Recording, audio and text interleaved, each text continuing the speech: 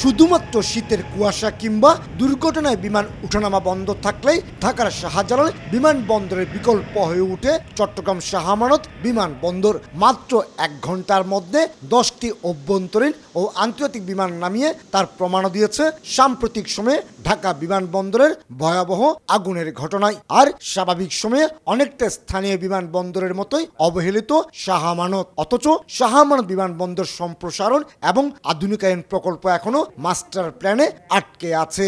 এই ধরনের মোকাবেলা যদি ভবিষ্যতে আল্লাহ না করে হয়ে থাকে তাহলে আমরা আরো বড় পরিসরে আমাদের বিমান আমাদের চট্টগ্রাম বিমানবন্দরে আমরা আমাদের অ্যাকোমোডেট করতে পারবো। উইন্টার যে আমাদের শিডিউল ঘোষণা হয়ে যায়, এই শিডিউল ঘোষণায় আমরা ঢাকার একটা অল্টারনেট এয়ারপোর্ট হিসেবে আমরা 4 দিন 24 ঘন্টা আমরা আমাদের ওয়াচ মেইনটেইন করব, আর বাকি 3 দিন ওসমানী ইন্টারন্যাশনাল বিমানবন্দর এটা মেইনটেইন করবে। স্বাধীনতার পর অভ্যন্তরীণ বিমানবন্দর হিসেবে ব্যবহৃত চট্টগ্রাম শাহ আমানত বিমানবন্দর জাপানের আর্থিক সহায়তায় সংস্কারের মাধ্যমে আন্তর্জাতিক রূপ পায়। অবশ্য এই মেয়াদকাল ছিল 2020 সাল পর্যন্ত, যা 5 বছর আগে পেরিয়ে গেছে।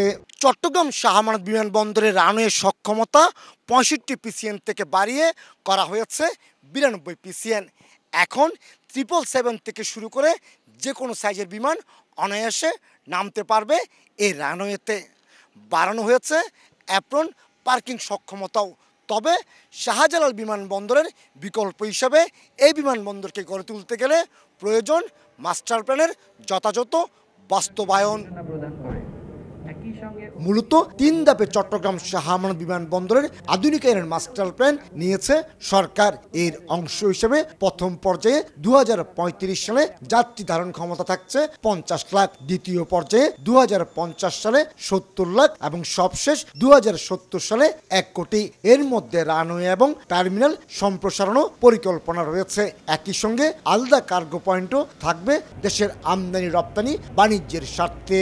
55% কমপ্লিশনের পথে। তো এই মাস্টার প্ল্যানের মধ্যে আমার যত ধরনের আধুনিক যাত্রী সেবার যে সমস্ত ফ্যাসিলিটিসগুলো দেওয়ার সেইগুলো, প্লাস হচ্ছে আমার ফায়ার ক্যাপাসিটি বাড়ানো, ফায়ার ক্যাটাগরি ডেভেলপ করা, পাশাপাশি হচ্ছে আমার রানওয়ের ক্যাপাসিটি বাড়ানো, আমার সিকিউরিটি ক্যাপাসিটি বাড়ানো, সব কিছু ইনক্লুড করা আছে। চলতি বছরের জুন পর্যন্ত 4610টি আন্তর্জাতিক ফ্লাইটে 3,92,000 এবং 6,690টি অভ্যন্তরীণ ফ্লাইটে 3,23,000 যাত্রী পরিবহন করে চট্টগ্রাম শাহ আমানত বিমানবন্দর। এর বাইরে 2024 সালে 16,41,000 এবং 2023 সালে 16,27,000 যাত্রী পরিবহন করা হয়েছে। তবে দেশের ব্যবসা বাণিজ্যের পাশাপাশি পর্যটন শিল্পের বিকাশে চট্টগ্রাম শাহ আমানত বিমানবন্দরের আধুনিকায়নের কোনো বিকল্প দেখছেন না ব্যবসায়ী নেতারা।